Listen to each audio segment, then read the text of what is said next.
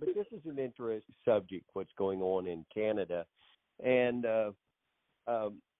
I've actually been surprised at what's going on in Canada because I think we just kind of assume that the laws in Canada are to protect individual rights just as they are here in the United States. But I think a big difference is the fact that Canada did not separate from England, the United Kingdom, and we did. And so when we wrote the Bill of Rights, our founding fathers wrote those with the perspective of what we had just gone through, and why we value the freedom of speech and the right to bear arms. So Canada is different. And when I say different is, can they legally suppress speech, protests, which is our right here in the United States? Boy, Val, you want to take that one? That sounds like it's in your wheelhouse. It's a great question. It's unsafe there, to be honest. I was talking to friends in Alberta, and one of the fear for moms, there's, moms going to rallies in town square, and they might not agree with, a government policy that's been handed down, and they go out there, they march out there with their signs and with their, words on their signs saying, I disagree, or parents' rights matter. And I've heard incidents where one mom in particular was locked up. So when you're arrested and put in the mental ward of the hospital, you've just lost your rights. And that's based because you're at a rally and you're speaking out. So that spreads the community amongst other moms and parents, and they're scared because that can potentially impact them losing their children.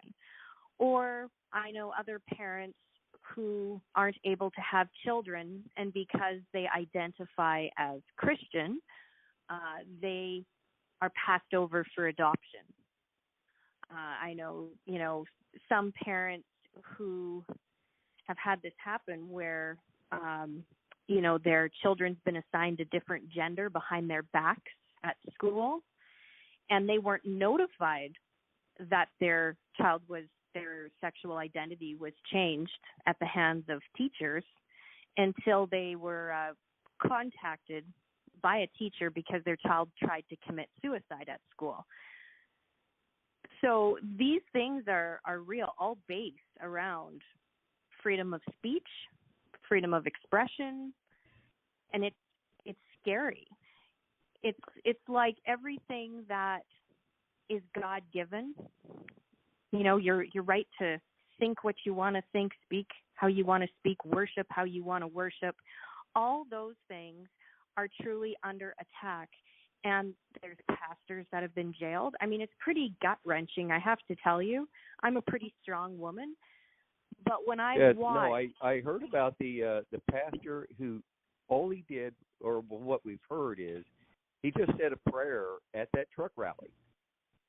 And Correct. he's been arrested and put in jail. Okay. Yeah. What I'm interested in is legally right. Does Canada have any laws to protect freedom of speech? Yeah, that's a big question. People ask this all the time, Rich, because everyone perceives Canada to be, of course, happy, polite country. Right. All these rights, but it's just not even true. It's not true. If you look around again, you're the historian. I'd love to put you up against Ben Ebel from the AB 51 group. You two are the smartest historians I know. Maybe we could do a little dueling citizens there with you two guys. I'm a military historian. I'm only recently reading up on this Canada issue because it's intriguing. Well, think about this, Rich. Well, the bottom line is because it's not a republic. Okay, bottom line, because it wasn't founded by the founding fathers of the United States. Okay, that's the deal. Because if you look at the parliamentary countries, again, you guys are smarter than I on this stuff. They can be run by tyrants as long as you get the power base, the seats It's all about the seats. It's so easy for us to say we got 100 in the Senate. It's 50-50. Mark Lamb's going to vote 51. It's easy for us to do the math. In Canada, and you got, I'm going to go off the top of my head, 38 seats. Alberta has like 38 seats representation. And just between Toronto, you have the old Toronto, Montreal power base, Laurentian and Elite and stuff, they got like 200 and something seats. You don't even have a chance. You don't have a chance. And then, again, talk to the historians on this. Then their little Charter of Rights, it means nothing, Rich. It means nothing because anyone who's been in real estate knows, or business knows, you do weasel clauses, subject to, whatever. And the ultimate weasel clause in the world is the Charter of Rights, which is the notwithstanding clause. Fact check me on that. Notwithstanding meaning, hey, if Ottawa decides it, if it's the right emergency situation or whatever, nothing really means anything. Nothing means anything. It's null and void. There's even talk on that, Rich, like of the tribes out west and stuff. They're petrified right now that Ottawa's going to take their tribal rights. They're just telling you. That's what's happening. So turn it back to you guys. Sorry to take up the mic time, but I really appreciate your feedback there, Rich. Wait. Let explain to me what you meant by tribal rights, taking away tribal rights. Oh, I'll tell you what, this is edgy stuff. Tell you what, the native population up in Canada, I'm just going to say it. They're petrified. Because the protections that were put in place years ago, and I'm talking, here's edgy stuff, okay? The word Indians. Have you heard this controversy, the word Indians? Mike Phillip and I had talked about this for half an episode up in Edmonton. The word Indians, the natives up in Canada want to be called Indians.